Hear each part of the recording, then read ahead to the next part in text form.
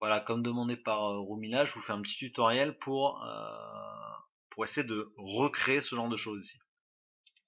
Donc là, qu'est-ce qu'on a? On a notre contenu à droite, et puis à gauche, on a une espèce de menu qui va reprendre. Donc là, c'est uniquement mes exemples, hein. On a essayé de reprendre un petit peu le menu, le sous-menu association ici. D'accord? Donc pour créer ça, donc je suis dans ma page qui sommes-nous ici, d'accord? Donc on va reprendre une vieille version. Ok, donc on va on va reprendre ici, lycée Pasteur, il y a mis. Donc on va cliquer sur quitter cette page. Donc on va faire rétablir cette sauvegarde automatique.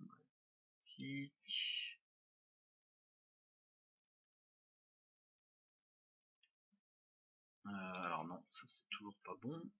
Excusez-moi. On va cliquer sur sauvegarde du 19 mai.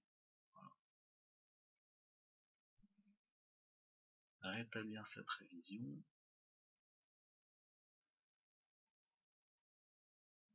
Voilà, donc là on se retrouve avec donc enfin, la version originale de Calgary Accueil.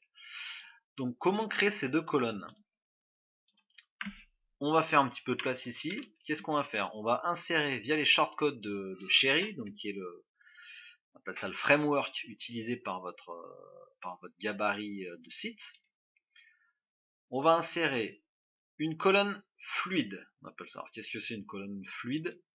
Une ligne fluide, c'est simplement qu'elle va s'adapter en fonction de votre de la résolution de votre écran. Donc si vous êtes sur un mobile, ça va se rétrécir tout seul.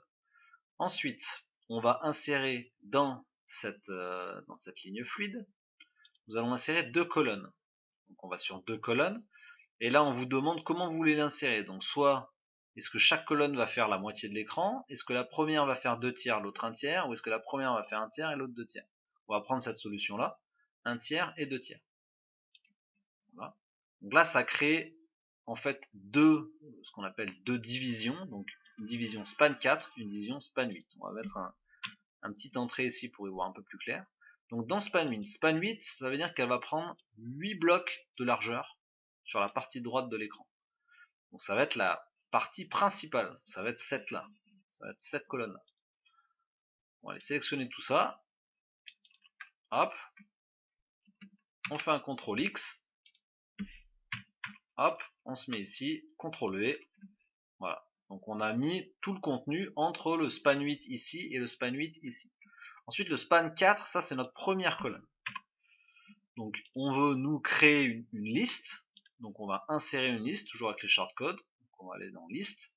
Là, on choisit ce qu'on veut, hein. Moi j'avais mis, arrow list. On met arrow list. Voilà. Et dans notre arrow list, on va mettre simplement les liens qu'on veut mettre. Donc on va appeler ça lien 1, lien 2, lien 3, etc. Donc ça va être notre menu de navigation qu'on va créer ici. Donc là, à la place de lien 1, là j'avais mis qui sommes-nous, le mot du président. Mais c'est vraiment juste un exemple. Vous pouvez reproduire évidemment ça sur n'importe quelle page. Donc lien 1, lien 2, lien 3, on va transformer ça en liste à puces. Voilà, pour que le style de la liste s'applique correctement. Et ensuite pour chaque lien, et bien simplement on va aller sélectionner ça et on va aller cliquer sur, donc par exemple le lien 1, je veux que ça amène sur la page le mot du président par exemple. Le lien 2, je veux que ça amène sur la page club affaires. Voilà.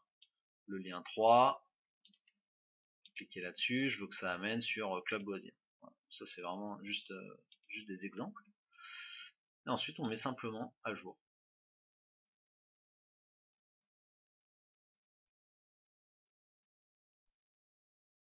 Et donc on va se retrouver ici. Je fais un rafraîchissement de page.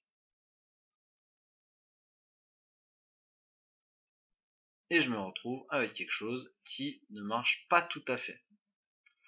Donc ça marche pas tout à fait parce que je pense que je me suis trompé. Vous oubliez ce que je vous ai dit sur Raw Fluid. Le shortcode, c'est moi qui me suis trompé. Il faut utiliser voilà, columns row. uniquement row et non pas row fluid. D'accord?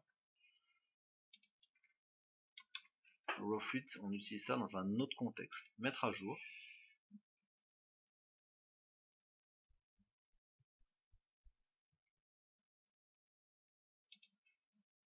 On rafraîchit. Voilà. Là, on a bien notre solution qui fonctionne. Donc avec notre lien 1, notre lien 2, notre lien 3, on voit bien en bas à gauche, ici, là, dans la barre, qu'on a nos adresses qui correspondent aux différents liens que nous avons créés. Voilà donc pour le tuto, pour créer une espèce de navigation sur la partie gauche. Si vous trouvez que cette colonne-là est trop grande, d'accord, il suffit simplement de modifier les spans. D'accord, par exemple, vous pouvez mettre ici un span 2. Span 2, et ici un span 10. Il faut simplement que la totalité des spans soit égale à 12, comme je vous expliquais dans le premier tutoriel. Pardon, je me suis trompé, span 10. Voilà. Donc on a span 2 ici et span 10. On met à jour. Vous verrez donc que la première colonne ne va prendre plus que 2 divisions d'écart et que la deuxième colonne va en prendre 10 au lieu de 4 et 8.